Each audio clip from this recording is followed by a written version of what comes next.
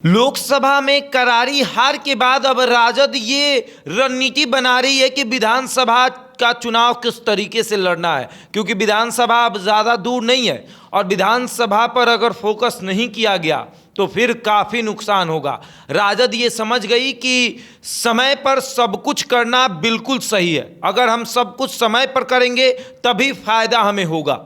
लोकसभा में बहुत देर हुई, देर इस बात की भी हुई कि हम जल्दी उम्मीदवार नहीं चुन पा रहे थे, देर इस बात की हुई कि गठबंधन में सीट शेयरिंग जल्द से जल्द नहीं हुआ और कांग्रेस भी ये ध्यान रखेगी कि सीट शेयरिंग जल्द से जल्द हो। अब देखिए ना, राजद रणनीति बनाना शुरू कर चुकी है, अपने उम्मीदवारों को चुनना शुरू कर चुकी है कि कौन उम्मीदवार कहाँ से चुनाव लड़ेगा, उसे किस तरीके से मजबूत किया जाए।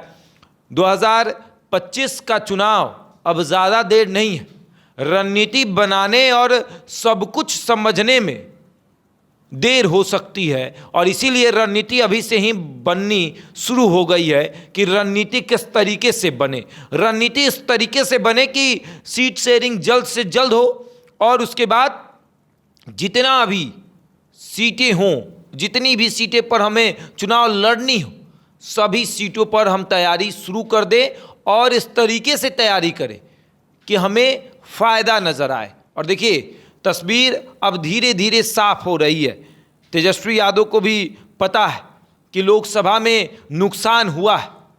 अगर विधानसभा में नुकसान नहीं कराना है तो मेहनत अभी से ही करनी पड़ेगी और इस कदर मेहनत करनी पड़ेगी कि सब कुछ अपने अकॉर्डिंग सेट करना पड़ेगा। गठबंधनों से ज़्यादा अपने आप पर ध्यान देने की ज़रूरत है। हालांकि राजद के पाले में 4 सीटें आई हैं, लेकिन तेजस्वी यादव का भी अब मानना है कि वो 4 सीटें 10 सीटों में तब्दील हो सकती थी, लेकिन वो सीटें नहीं आई हमारे पास। तो अब गठबंधन और अपने आप पर किस तरीके से ध्यान देना है, लालू प्रसाद यादव और तेजस्वी यादव पूरी चीज़ों को देख रहे हैं, समझ रहे हैं। गठबंधन को मजबूत रखना, पार्टी को मजबूत रखना और सीट शेयरिंग किस तरीके से करना, सब कुछ समय पर हो रहा है। और ऐसे में अब तो तेजस्वी का सपना भी है मुख्यमंत्री की कुर्सी पर बैठना, तो उस सपने को साकार करने के लिए विधानसभा में ज़्यादा मेहनत करनी पड़ेगी।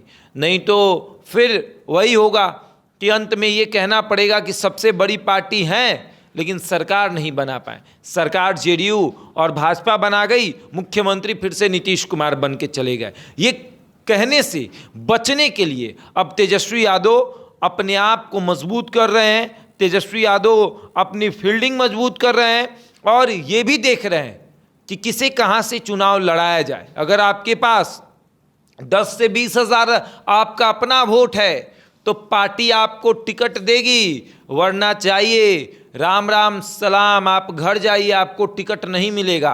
पार्टी अब सर्वे करवाएगी कि किस विधायक के पास अपना वोट है।